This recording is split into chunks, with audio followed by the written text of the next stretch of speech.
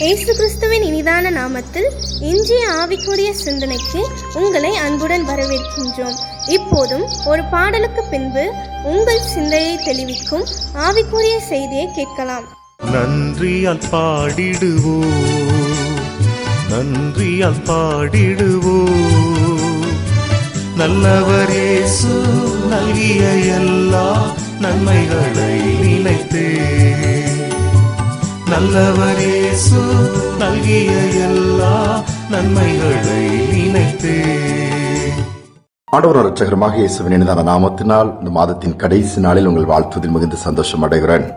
கர்த்தர் கிருபையாய் 10 மாதங்கள் நம்மளை பாதுகாத்தார். எவ்வளவோ பாடுகள், நெருக்கங்கள், இழப்புகளை சந்தித்த பாதைகள் கூட உண்டு. ஆனாலும் அவர் அனாதி தீர்மானத்தின்படி, சித்தத்தின்படி காரியங்கள் நடத்தி வருகிறார். இந்த மாதத்தின் கடைசி நாளில் நம்மை காணும்படியாக செய்திருக்கிறார். அதற்காக நம்ம ஆண்டவருக்கு நன்றி செலுத்தித்தான் ஆக வேண்டும். ஆண்டவர் அதை எதிர்பார்க்கிறார். நன்றியுள்ள இருதயத்தை நம்மிடத்தில் எதிர்பார்க்கிறார். வேதத்திலே லூக்கா எழுதின சுவிசேஷம் 17ஆம் அதிகாரம் 17ஆம் வசனத்தை நான் வாசிக்கிறேன். அப்பொழுது இயேசு, சுத்தமானவர்கள் 10 பேர் அல்லவா, மற்ற 9 பேர் எங்கே என்று சொல்லி கேட்கிறார். குஷ்டரோகிகள் 10 பேர் இயேசுவிடம் வருகிறார்கள். தூரத்தில் நின்று, இயேசுவே எங்களுக்கு இறங்க, நாங்கள் சுகமாகிறோம் சொல்லி கேட்கும் பொழுது ஆண்டவர் என்ன பண்ணுகிறார், நீங்கள் போய் உங்களை ஆசாரியருக்கு காண்பீங்கள் சொல்லும்போது போகிற வழியிலே 10 பேரும் சுகமடைகிறார்கள். ஆனால் ஒருவன் தான் திரும்பி வந்து ஆண்டவருக்கு நன்றி செலுத்தி அவருக்கு மகிமை செலுத்தினான் சொல்லி வேதம் சொல்லுகிறது.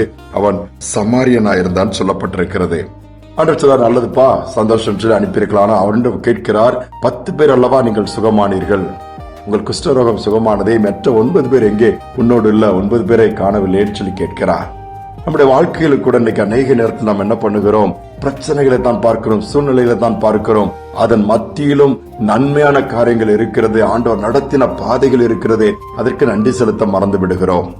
அநேக நேரத்தில் சிலர் மற்றவரிடம் 10 காரியங்கள் அல்லது பார்க்கும்போது அதில் உள்ள குறைவு தான் 9 நல்ல காரியங்கள் இருக்கும், ஒன்றே ஒரு குறைவு இருக்கும், அதைத்தான் சுட்டி காண்பிப்பார்கள். சிலர்கிட்ட 9 காரியங்களும் ஏற்றுக்கொள்ளக்கூடியதா இருக்காது, ஒரு நல்ல காரியம் இருக்கும். அதனால மொத்தமாவே சீல் அந்த ஒரு காரியத்துக்காக பாராட்டி, பரவாயில்ல இதுல நல்லா செஞ்சிருக்கிறேன்னு சொல்லி நீங்க என்கரேஜ் பண்ணி பாருங்க, மற்ற காரியங்களையும் கூட அவங்க மாற்ற ஆரம்பித்து விடுவார்கள். நம்ம கடந்த வந்த 10 மாதங்களை திரும்பி பார்ப்போம் என்று சொன்னால் நன்றி சொல்வதற்கு எதுவுமே இல்லையா? எத்தனையோ காரியங்கள் இருக்கிறது. இந்த மாதத்தை எடுத்துக்கொள்ளுங்கள். எவ்வளவோ விபத்துகள், ஆபத்துகள், எவ்வளவோ செய்திகள் நம்ம கேள்விப்படுறோம், எவ்வளவு பாதிப்புகள் தானே, அதை தாண்டி கர்த்தர் நம்ம நடத்தி வர்றார. நன்றி என்று ஒரு வார்த்தை சொல்லலாமே. ஆனா நம்ம என்ன சூழ்நிலைகளை குறை சொல்லுகிறோம், அது சரியில்லை, இது கிடைக்கல. ஒருவேளை இந்த மாதம் நீங்கள் எதிர்பார்த்தது கைக்கூடி வராமல் போயிருக்கலாம், அல்லது இங்க சிக்கா இருக்கலாம், அல்லது முடியாம போயிருக்கலாம். அதைத்தான் பெரிதுபடுத்தி இப்படி ஆயிடுச்சு, இவ்வளவு பணம் செலவழிச்சுத, இந்த நஷ்டமாயிடுச்சுத, இது தொலைஞ்சு போச்சு, இது உடஞ்சி போச்சு, அதைத்தான் நம்ம சொல்லிக் கொண்டிருக்கிறோம். இல்லை, ஒரு அருமையான குடும்பம் கார் எடுத்துட்டு 5 பேர் பிரயாணப்பட்டு போறாங்க. ஒரு குறிப்பிட்ட இடத்துக்கு போயிட்டு 2 நாள் சுற்றி பார்த்துட்டு எல்லாம் பார்த்துட்டு திரும்பி வரலான்னு போற வழியில ஒரு இடத்துல சாப்பிடுறாங்க. திருப்பி பிரயாணம் தொடரும் பொழுது எல்லாருக்கும் ஃபுட் பாய்சன் ஆயிடுச்சு, வாமிட்டிங். தொடர்ந்து பிரயாணப்பட முடியாத ஒரு சூழ்நிலை இருப்பதெல்லாம் அருகில் இருக்க மருத்துவமனைக்கு உடனே போகிறார்கள். மருத்துவர் ட்ரீட்மெண்ட் ஸ்டார்ட் பண்றாரு. எல்லாருக்கும் இன்ஜெக்ஷன் போடுறாரு. 5 பேருக்கு ஊசி போட்டு மாத்திரை கொடுத்து குளுக்கோஸ் ஏத்தி அங்க வச்சு சாயங்காலம் தான் டிஸ்சார்ஜ் பண்றாரு. காலையில இருந்து சாயங்காலம் வர அங்க இருக்க வேண்டியதாகி போச்சு. போய் முடியும் போது சரி பில்லை கட்டிட்டு நீங்க கிளம்பலாங்கும் போது அந்த தகப்பன் சொல்றான், அந்த குடும்பத்தின் தகப்பன், 5 பேருக்கு ட்ரீட்மெண்ட் கொடுத்திருக்கீங்க, ஏதாவது கன்செஷன் கொடுக்க கூடாது, எவ்வளவு அமௌண்ட் போட்டிருக்கீங்க, ஒரு ஊசி போட்டு டேப்லெட் கொடுத்து கொஞ்சம் குளுக்கோஸ் தானே ஏத்துனீங்கன்னு சொல்லி அவரு, நீங்க அதை செய்யலாமா, ஆனா அது ரொம்ப பணமா நீங்க இது பண்றீங்கன்னு சொல்லி அது ஒரு குறைய சொல்றாரு. அவருடைய ஒய்ஃப் சொல்றாங்க, நீங்க போட்ட ஊசி மருந்துலாம் அந்த அளவு பெருசா தெரியல அப்படின்னு சொல்லிட்டு அவங்க ஒரு குறைய சொல்றாங்க. உடனே மூத்த மகன் பேச ஆரம்பிக்கிறான், டாக்டர் உங்க ஹாஸ்பிட்டல் அந்த அளவு நீட்டா இல்ல, நிறைய பாருங்க அந்த அளவு கிளீனா இல்ல, பெட் எல்லாம் வர மாதிரி இருக்குது அப்படின்னு சொல்லி ஒவ்வொருவரும் ஒவ்வொரு குறைய சொல்றாங்க. ஆனா கடைசி குட்டி பையன் பேச ஆரம்பிக்கிறான், அங்கிள் நாங்க எல்லாம் சிக்காய் முடியாம வாமிட்டிங் டைரியா இருந்துச்சு, வந்தோம், நீங்க ட்ரீட்மெண்ட் கொடுத்தீங்க, இப்ப நாங்க நார்மல் ஆயிட்டோம், தேங்க்யூ சோ மச் அங்கிள் அப்படின்னாப்லையா.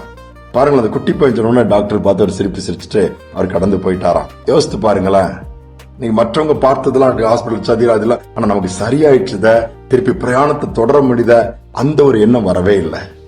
ஒரு நன்மை கிடைச்சாலும் அதுல இன்னும் கூட கொஞ்சம் கிடைச்சா நல்லா இருக்கும் யோசிக்கிறோம். ஒரு அற்புதம் நடந்தாலும் இது சின்னதான, இதோட பெருசு, நான் அந்த இது இன்னொன்னு எதிர்பார்த்து இருக்கிறேன். அப்படி நம்முடைய மனநிலை மாறிக்கொண்டே இருக்கிறது. ஆண்டவர் அதில் பிரியப்படவில்லை, மாறாக பெற்றுக்கொண்டதற்காக நன்றி செலுத்த வேண்டும்.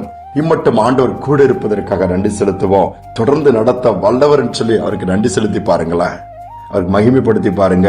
விசுவாசம் பெறுகிறது மட்டுமல்ல, கர்த்தர் இன்னும் பெரிய காரியங்கள் நம்முடைய வாழ்க்கையில் செய்வாரு. சோ இந்த மாதத்தின் கடைசி நாள் நம்ம வந்திருக்கிறபடினால கொஞ்சம் திரும்பி பார்ப்போம். செய்த நன்மைகளுக்காக நன்றி செலுத்துவோம். அவர் பாராட்டின கிருபைகளுக்காக நன்றி செலுத்துவோம். ஒருவேளை சொல்றதுக்கு எதுவுமே இல்லைனாலும் எல்லா நன்மைக்காதான் ஆண்டவர் நீங்க செய்வீங்க என்று நன்றி சொல்லி பாருங்க. நன்மைக்கான வாசல்களை கர்த்தர் திறந்து புதிய மாதத்துல புதிய நன்மைகளை நமக்கு கொடுப்பாரு. நம்முடைய கண்களின் பார்வை மாற்றிக்கொள்வோம். குறை பார்க்கிறவர்களாக அல்ல, குறை கண்டுபிடிக்கிறவர்கள் அல்ல, குற்றம் சாட்டுகிறவர்களாக அல்ல, முறுமுறுக்கிறவர்கள் அல்ல, மாறாக தேவன் கொடுத்த நிறைவு, தேவன் கொடுத்த சுகம், பலன், கிருபைகளுக்காக நன்றி செலுத்துவோம். ஆண்டவர் மகிமைப்படுவார். நம்முடைய வாழ்க்கையின் காரியங்களும் தொடர்ந்து ஆசீர்வாதமாக இருக்கும். ஜெபிப்போம். அன்பின் தகப்பனே, கடந்த 10 மாதங்கள் பாதுகாத்திருக்கீங்க. இந்த மாதத்தின் கடைசி நாள்ல வந்திருக்கிறோம். தொடர்ந்து உடைய கிருபை எங்களை தாங்கட்டுப்பா. செய்த நன்மைகளுக்காய் உள்ளத்தின் ஆழத்திலிருந்து கோடி கோடி நன்றிகளை ஏறெடுக்கிறோம்ப்பா. பாராட்டின எல்லாவித கிருபைகளுக்காக, இரக்கங்களுக்காக, நடத்தி வந்த பாதைகளுக்காக, செய்த அற்புதங்களுக்காக, அதிசயங்களுக்காக நன்றி செலுத்துகிறோம். ஏன்னா நீங்கள் வாழ்க்கையில நன்மையானதை தருகிறவர். தவறு செய்யவே மாட்டீரப்பா. தொடர்ந்து ஒருவேளை சோர்ந்து போய் நம்பிக்கையிழந்து போய் இந்த மாதம் எனக்கு இருக்குதுல, இந்த வருஷத்துல ரொம்ப மோசமான மாதம், ஏற்றுக்கொள்ள முடியாத காரியங்கள்லாம் நடந்துருச்சு சொல்லி புலம்புகிற பிள்ளைகள் இருந்தாலும் இல்ல, அதுலயும் நன்மை இருக்குல்லப்பா, அதை காண்பீங்க. நன்றி சொல்லி புதிய மாதத்துக்குள்ள பிரவேசிக்கக்கூடிய பாக்கியத்தை கொடுங்க. தாழ்த்தி ஒப்பு கொடுக்கிறேன். இந்த நாளும் உடைய நடத்தல் இருக்கட்டும். துதிகனமாய் ஏற்றுக்கொள்ளும் இயேசுவின் நாமத்தில் பிதாவே, ஆமேன், ஆமேன். ஆண்டவர் நன்றியுள்ள இருதயத்தை எதிர்பார்க்கிறாரு. நன்றிகளை எதிர்பார்க்கிறார். நன்றி சொல்லி இந்த நாளை தொடருவோம். மீண்டுமாய் புதிய வாரத்திலே சந்திப்போம். God bless you.